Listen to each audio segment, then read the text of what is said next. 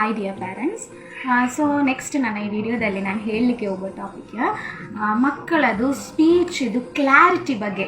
ಅಂದರೆ ಕ್ಲಾರಿಟಿ ಅಂದರೆ ನನ್ನ ಹತ್ರ ಜಾಸ್ತಿ ತುಂಬ ಪ್ಯಾರೆಂಟ್ಸ್ನವರು ನನ್ನ ಹತ್ರ ಕೇಳ್ತಾರೆ. ಒಂದು ಮಗುಗೆ 4 years ಇಲ್ಲದ್ರೆ 3 years ಎಲ್ಲ ಇರುವಾಗ ಮನೆಯಲ್ಲಿ ಯಾರು ಬಂದಿದ್ರು ಎಲ್ಲ ಏನೋ ಏನೋ ಏನೋ ಶಬ್ದ ಮಾಡ್ತಾ ಇರ್ತಾರೆ ಮಕ್ಕಳು. ಅಂದರೆ ಆದರೆ ಏನೂ ಅರ್ಥ ಆಗ್ತಾ ಇಲ್ಲ ಅಂದ. ಸೊ ಆ್ಯಕ್ಚುಲಿ ನಮ್ಮ ಕರ್ನಾಟಕದಲ್ಲಿ ಇನ್ನೊಂದು ಪ್ರಾಬ್ಲಮ್ ಏನಂದರೆ ನಮಗೆ ತುಂಬ ಲ್ಯಾಂಗ್ವೇಜ್ ಎಕ್ಸ್ಪೋಷರ್ ಇದೆ. ಯಾಕೆಂದರೆ ತುಳು ಮಾತಾಡೋರಿದ್ದಾರೆ, ಕನ್ನಡ ಮಾತಾಡೋರಿದ್ದಾರೆ, ಬೇರೆ ಮಾತಾಡೋರಿದ್ದಾರೆ, ಉರ್ದು, ಕೊಂಗಣಿ, ಅದು ಕೂಡ ಕೊಂಗಣಿ ಕೂಡ ಕ್ರಿಶ್ಚಿಯನ್ಸ್ನವ್ರು ಮಾತಾಡೋ ಕೊಂಗಣಿ ಒಂದು, ಇನ್ನೊಂದು ಹಿಂದೂ ಕೊಂಗಣಿ ಇನ್ನೊಂದು ಟೈಪ್.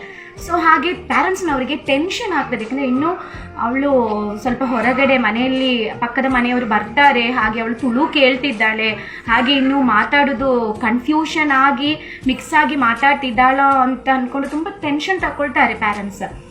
ಸೊ ಆ ಡಿಯರ್ ಪ್ಯಾರೆಂಟ್ಸ್ನಿಗೆಲ್ಲ ನಾನು ಹೇಳೋ ಒಂದು ಸಜೆಷನ್ ಏನಂದರೆ, ನೀವು 4 ವರ್ಷ ತನಕ ಎಲ್ಲ 4.5 ವರ್ಷ ತನಕ ಎಲ್ಲ ಸ್ಪೀಚ್ ಕ್ಲಾರಿಟಿ ಜಾಸ್ತಿ ನೋಡಲಿಕ್ಕೆ ಹೋಗಬಾರ್ದು. ಯಾಕೆಂದರೆ ಇದೆಲ್ಲ ಈ 5.5 ವರ್ಷ ತನಕ ಎಲ್ಲ ಮಕ್ಕಳದು ಶಬ್ದಗಳು ಡೆವಲಪ್ ಆಗುವ ಟೈಮ್ನೇ. ಸೊ ನಮಗೆ ಆ್ಯಕ್ಚುಲಿ 6 years ತನಕ ಸ್ಪೀಚದು ಕ್ಲಾರಿಟಿ ಕ್ಲಿಯರ್ ಮಾಡಲಿಕ್ಕೆ ಅಂದರೆ ಸ್ವಲ್ಪ ವೆಯ್ಟ್ ಮಾಡ್ಬೋದು 6 ವರ್ಷ ತನಕ. ಆದರೆ ಒಂದು 2.5 ವರ್ಷ 3 ವರ್ಷ ನಂತರ ಮಕ್ಕಳು ಜಾಸ್ತಿ, ಯಾಕೆಂದರೆ ಅವರು ನೋಡುವಾಗ ಮಕ್ಕಳ ಎದುರಿರುವವರು ಎಲ್ಲರೂ ಮಾತಾಡ್ತಿದ್ದಾರೆ. ಅಮ್ಮ ಮಾತಾಡ್ತಿದ್ದಾರೆ, ಅಪ್ಪ ಮಾತಾಡ್ತಿದ್ದಾರೆ, ಅಜ್ಜಿ ಮಾತಾಡ್ತಿದ್ದಾರೆ, ಅಜ್ಜ ಮಾತಾಡ್ತಿದ್ದಾರೆ. ಸೊ ಇದು ನೋಡಿ ಮಗು ಸಹ ಇಮಿಟೇಟ್ ಮಾಡ್ತಾರೆ. ಅದಕ್ಕೆ ಇವರು ಏನು ಮಾಡ್ತಾರೆ, ಒಬ್ಬರೇ ಕೂತ್ಕೊಂಡು ಆಟ ಆಡುವಾಗೆಲ್ಲ ನಮ್ಮ ಹತ್ರ ಬಂದು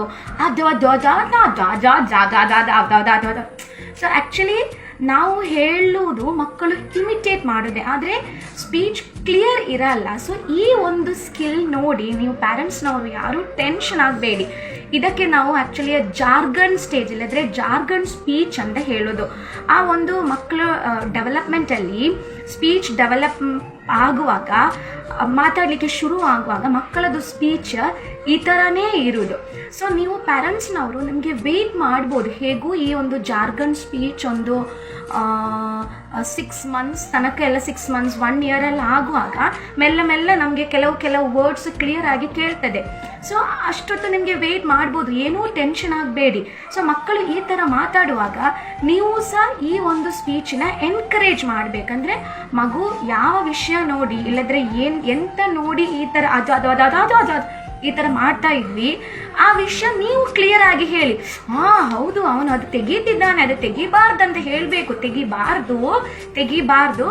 ಸೊ ಮಗು ಈ ಥರ ಮಾತಾಡುವಾಗ ಪ್ಯಾರೆಂಟ್ಸ್ನವರು ಅದು ಕ್ಲಿಯರ್ ಆಗಿ ಮಗುವಿನ ಎದುರು ಏನು ನಡೀತಾ ಇದೆ ಅದನ್ನು ನೀವು ಕ್ಲಿಯರ್ ಆಗಿ 1-2-3 ಸಲ ಹೇಳಿ.